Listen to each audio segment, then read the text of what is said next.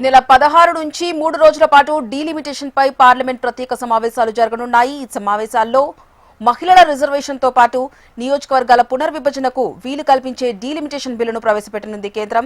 దీంతో కేంద్ర కేబినెట్ రాజ్యాంగ సవరణ బిల్లుతో పాటు 3 ముసాయిదా బిల్లులను ఇప్పటికే ఆమోదించింది. అసెంబ్లీలు ఉన్న కేంద్ర పాలిత ప్రాంతాల్లోనూ మహిళలకు రిజర్వేషన్ కల్పించేందుకు ప్రత్యేక బిల్లును ప్రవేశపెట్టనుంది. నియోజకవర్గాల పునర్విభజనలో అన్ని రాష్ట్రాలకు ఒకే రీతిలో లోక్సభలో ప్రాతినిధ్యం దక్కనుంది. ఏ రాష్ట్రానికి నష్టం జరగకుండా బిల్లును రూపకల్పన చేసినట్టు కేంద్ర ప్రభుత్వ వర్గాలు తెలిపాయి. పునర్విభజన తర్వాత కూడా ప్రస్తుతం ఉన్న రీతిలోనే ఆయా రాష్ట్రాలు ప్రాతినిధ్యం ఉంటుందని అధికార వర్గాలు తెలిపాయి. లోక్సభ అసెంబ్లీ సీట్లు పెరిగేలా నియోజకవర్గాల పునర్విభజన బిల్లు రూపుదిద్దుకుంది. పార్లమెంట్ ప్రత్యేక సమావేశాల్లో ఈ బిల్లును కేంద్రం ప్రవేశపెట్టనుంది. జూన్ నాటికి డీలిమిటేషన్ కమిషన్ ను ప్రభుత్వం ఏర్పాటు చేయనుంది. ఈ బిల్లు ప్రకారం 543 నుంచి 816 లోక్సభ సీట్లు పెరగనున్నాయి.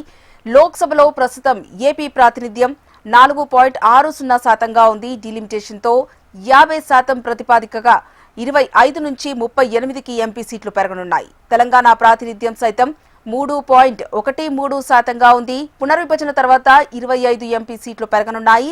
ఇప్పటికే ఉత్తరప్రదేశ్లో అత్యధిక అసెంబ్లీ స్థానాలు ఉన్నాయి. డీలిమిటేషన్ అనంతరం యూపీలో 120 ఎంపీ సీట్లు పెరగనున్నాయి. డీలిమిటేషన్ కి సంబంధించి మరింత సమాచారం మా కన్సల్టెంట్ ఎడిటర్ శివప్రసాద్ లైవ్ ద్వారా అందిస్తారు. Shivaprasad, over to you. ప్రధానంగా హరిప్రియ తీసుకున్నటువంటి ప్రత్యేకమైనటువంటి బిల్లులు రెండు కూడా నెంబర్ 1 మహిళా రిజర్వేషన్ సంబంధించింది, రెండోది డీలిమిటేషన్కి సంబంధించింది. ఈ రెండు కూడా చాలా కీలకమైనటువంటి బిల్లులుగా భావించాలి. ఈ రెండింటి కూడా పరస్పర సంబంధం కూడా ఉంది. ఎందుకంటే ఈ డీలిమిటేషన్ ద్వారా ఇప్పటికే మనకి చాలా చోట్ల మహిళా ప్రాతినిధ్యం అనేది చాలా తక్కువగా మనకి కనిపిస్తోంది.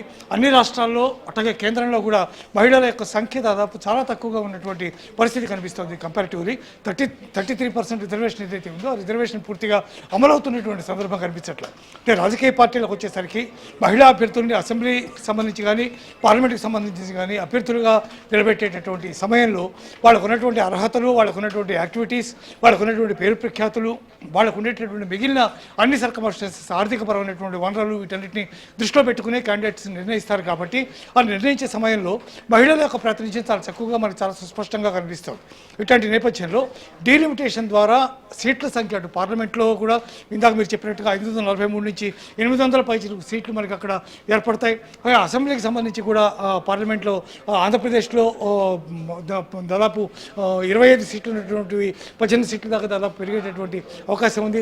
అట్లాగే తెలంగాణలో కూడా దాదాపు 16-17 సీట్లు పెరిగేటటువంటి అవకాశం ఉంది. అంటే వీటన్నిటిని దృష్టిలో పెట్టుకుంటే అసెంబ్లీకి సంబంధించి కూడా చాలా భారీ ఎత్తున సీట్లు పెరగనున్నాయి. అంటే వీటిని దక్షిణాది రాష్ట్రాల్లో సీట్ల సంఖ్య తగ్గిపోతుంది, ప్రాతినిధ్యం తగ్గిపోతుంది అనేది ప్రధానమైనటువంటి వాదన. ముఖ్యంగా ఇక్కడ ఉన్నటువంటి కాంగ్రెస్ ప్రభుత్వం కానీ లేదా కర్ణాటకలో కానీ అయితే మిగిలిన చోట ఎక్కడైతే కాంగ్రెస్ అధికారంలో ఉందో అక్కడ వాళ్ళు మాత్రం దీన్ని అపోజ్ చేస్తున్నారు. అంటే బికాజ్ ఆఫ్ మా సీట్లు తగ్గిపోతాయి అనేది. దక్షిణాదికి సంబంధించినంత మాత్రం ఇప్పటికే ఉత్తరాదికి చాలా హెవీగా ఉంది. అట్లాంటి నేపథ్యంలో దక్షిణాదికి మరింత సీట్ల సంఖ్య తగ్గుతుంది అనేది వాళ్ళ ప్రధానమైనటువంటి వాదన. సరే, ఏదేమైనా కూడా భారతీయ జనతా పార్టీ ఎప్పుడు కూడా డీలిమిటేషన్కే ఎప్పుడు మొగ్గు చూపుతున్నటువంటి పరిస్థితి ఉంది. రాష్ట్ర విభజనకు కూడా వాళ్ళు చాలా కీలకమైనటువంటి కారణాలుగా మనం భావించవచ్చు. జార్ఖండ్ కానీ లేకపోతే ఉత్తరాఖండ్ కానీ వాటన్నిటి కనుక మనం చూసుకుంటే వాటన్నిటి విషయంలో కూడా భారతీయ జనతా పార్టీ చాలా కీలకమైనటువంటి పాత్ర వహించింది. తెలంగాణ ఆంధ్రప్రదేశ్ డివిజన్లో కూడా బీజేపీ ప్రధాన పాత్ర వహించినటువంటి విషయం అందరికీ తెలిసినటువంటి విషయమే. అట్లాంటి నేపథ్యంలో డీలిమిటేషన్కి వాళ్ళు కట్టుబడి ఉన్నారు. సీట్ల సంఖ్య పెరగడం ద్వారా మహిళా రిజర్వేషన్ అమలు మరింత ఈజీగా జరుగుతుంది అనేది వాళ్ళ ప్రధానమైనటువంటి కారణంగా వాళ్ళు చెప్తున్నటువంటి పరిస్థితి మనకి కనిపిస్తోంది. అంటే మున్సిపల్ చైర్మన్స్ కానీ కౌన్సిలర్స్ కానీ లేకపోతే ఇట్లాంటి సందర్భాల్లో కూడా చాలా చోట్ల మనం చూస్తున్నాం. భార్యలు మున్సిపల్ చైర్మన్గా ఎలక్ట్ అవుతారు, భర్త అధికారం చాలా ఇస్తూ ఉంటాడు. సో ఇటువంటి పరిస్థితులు మనకు చాలా చోట్ల మనకి జరుగుతూ ఉన్నాయి. అలా కాకుండా పూర్తి స్థాయిలో మహిళలకే ఆ చట్టబద్ధమైనటువంటి పెద్ద పెద్ద పదవులు రావాలి అంటే ఈ డీలిమిటేషన్ ద్వారా ఖచ్చితంగా వాళ్ళకి లభిస్తాయనేది భారతీయ జనతా పార్టీ యొక్క ప్రధానమైనటువంటి వాదనగా కనిపిస్తోంది. కొంతవరకు అందులో నిజం కూడా ఉంది. కాబట్టి మహిళా రిజర్వేషన్ బిల్లుని at the same time delimitation బిల్లుని రెండు ఒకేసారి కనుక ఆమోదించినట్టయితే ఖచ్చితంగా మహిళా ప్రాతినిధ్యం పెరుగుతుంది చట్టసభల్లో. తద్వారా మహిళలకి అగ్రపీఠం ఇచ్చినట్టుగా అనిపిస్తుంది, నిజం కూడా అవుతుంది అది. కాబట్టి మహిళలు అన్ని రంగాల్లో ముందుకు తీసుకెళ్తున్నటువంటి నేపథ్యంలో కేవలం రాజకీయాల్లో మాత్రమే ఎందుకు ఇట్లాంటి తక్కువ సంఖ్య ఉండాలి, వాళ్ళకు కూడా దాదాపు సమానమైనటువంటి ప్రాతినిధ్యం కల్పించాలి అనేటటువంటి ఒక మంచి సదుద్దేశంతోనే ఈ బిల్లు తీసుకొస్తున్నామని చెప్పి భారతీయ జనతా పార్టీ చెబుతోంది. దీనికి సంబంధించి ప్రత్యేక సమావేశాలు 16, 17, 18 ఈ 3 రోజులు కూడా జరిగేటటువంటి అవకాశం ఉంది, నిర్ణయించారు ఇప్పటికే. అయితే ఒకవేళ కనుక అప్పటికి బిల్లులు మీరు డిస్కషన్ కంప్లీట్ కాకపోతే ఇంకా 1-2 రోజులు పెంచైనా సరే దీన్ని కంప్లీట్ చేయాలనే ఉద్దేశంలో ఉన్నారు. ఇప్పటికే సెన్సెస్ ప్రారంభమైనాయి, సెన్సెస్ చేపట్టింది కేంద్ర ప్రభుత్వం. ఈ సెన్సెస్తో పాటు డీలిమిటేషన్ కూడా సైమల్టేనియస్గా కంప్లీట్ అయిపోతే బాగుంటుందనే ప్రధానమైన ఉద్దేశంతో ఇలా భారీగా ముందుకెళ్తున్నారు.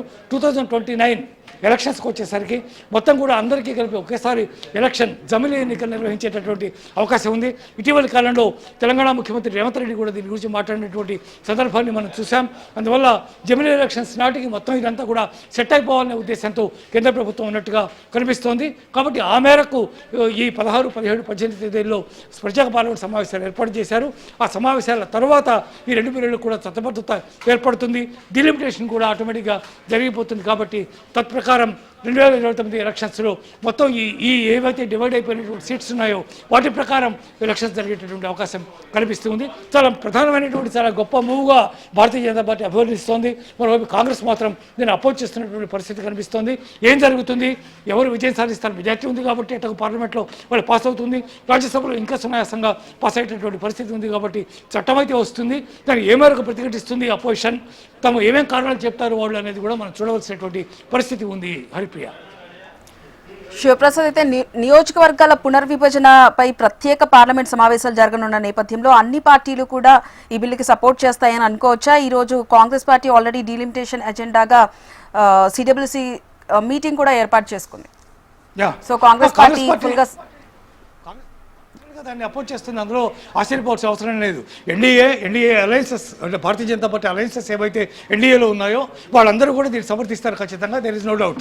At the same time India కూటమిలో ఉండి, ఇండియా కూటమి విచ్ఛిన్నం అయిపోయింది అనుకోండి, ఇండియా కూటమిలో ఉండి ఒకవేళ సపోర్ట్ చేస్తున్నటువంటి పార్టీలు ముఖ్యంగా అటు సైడు కలకత్తా నుంచి తృణమూల్ కాంగ్రెస్ కానీ, లేకపోతే ఇటువైపు తమిళనాడు నుంచి డిఎంకే కానీ కొన్ని ప్రధానమైనటువంటి పార్టీలు మేజర్ రోల్ ఏవైతే పోషిస్తున్నాయో అవన్నీ కూడా దాన్ని వ్యతిరేకించేటటువంటి అవకాశం స్పష్టంగా మనకు కనిపిస్తోంది. దాని మీద ఆల్రెడీ ఇప్పటికే మీటింగ్ కాన్ఫరెన్స్ చేసింది కాంగ్రెస్, ఇంకో మీటింగ్ కూడా దాని మీద అరేంజ్ చేసి అందరితో చర్చించే అవకాశం ఉంది. వాడు దీన్ని ప్రతిఘటించడానికి ప్రయత్నం చేస్తారు, కానీ వాడు ఎంత ప్రతిఘటించినా బిల్లు అయితే పాస్ కాకుండా ఆగేటటువంటి అవకాశం లేదు.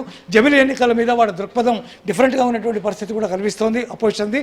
కాబట్టి ఇవన్నీ కూడా పరిగణలోకి తీసుకుంటే బీజేపీ మాత్రం తాము అనుకున్నటువంటి లక్ష్యాలకి కట్టుబడి ముందుకెళ్తోంది. కాశ్మీర్ విషయంలోనైనా లేకపోతే యూసీసీ విషయంలోనైనా వాళ్ళు ఏమేమైతే ప్రధానంగా తీసుకున్నారో వాటన్నిటిని కూడా కంప్లీట్ చేసేటువంటి ఉద్దేశంలోనే భారతీయ జనతా పార్టీ ఉంది. కాబట్టి బిల్లు విషయంలో ఇబ్బందులు ఎదురయ్యే అవకాశం లేదు, కానీ ఎట్లాంటి ప్రతిఘటన చేస్తారు, దానికి వాళ్ళు ఏం చెప్తారు అనేది ప్రధానంగా చూడవలసిన పరిస్థితి మాత్రమే కనిపిస్తూ ఉంది.